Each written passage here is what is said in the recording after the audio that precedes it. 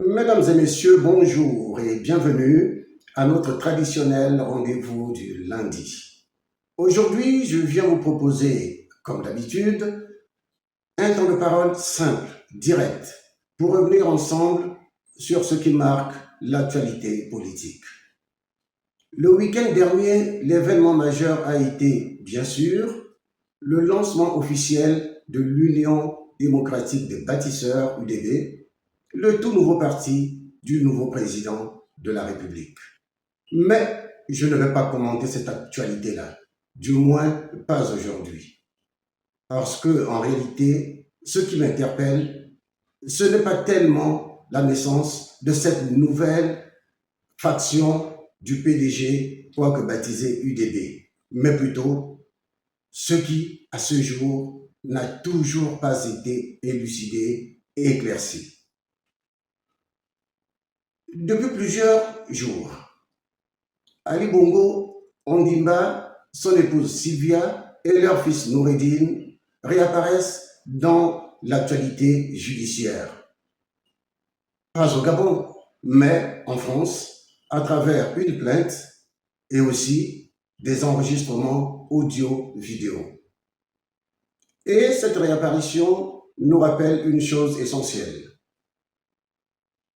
Il y a des comptes qui n'ont pas été rendus, des vérités qui n'ont jamais été dites.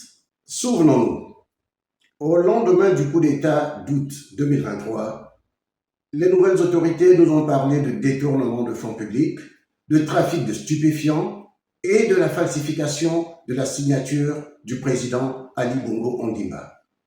2 ans plus tard, le peuple attend toujours des réponses à un certain nombre de questions. À propos des détournements de fonds, par exemple,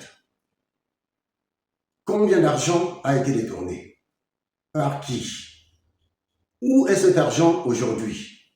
Au sujet du trafic de stupéfiants, terme générique s'il en est, il s'agit de quel type de drogue? Ecstasy, héroïne, cocaïne? Qui est responsable? Où sont ces stupéfiants? Sous-scellés entre les mains de la justice ou tout simplement disparus dans un long silence. Venons-en à la falsification de la signature et du cachet d'Ali Bongo. Qui a falsifié? À qui cela a-t-il profité?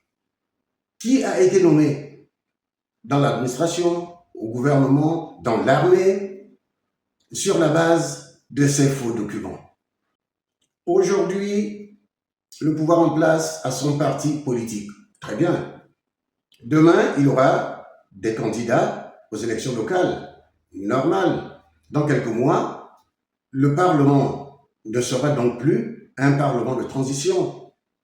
C'est pourquoi le moment est venu de rendre des comptes, de dire aux Gabonais ce qu'il s'est véritablement passé. Parce que notre pays est devenu méconnaissable. Et nous le ressentons douloureusement, quoi qu'en disent les laudateurs et autres griots professionnels.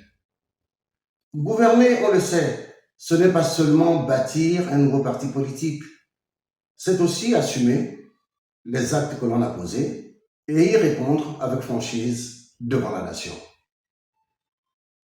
Tant que tous ces angles morts et autres persisteront, rien de véritablement durable ne sera construit dans notre pays. Mesdames et messieurs, merci de votre écoute et je vous dis à lundi prochain.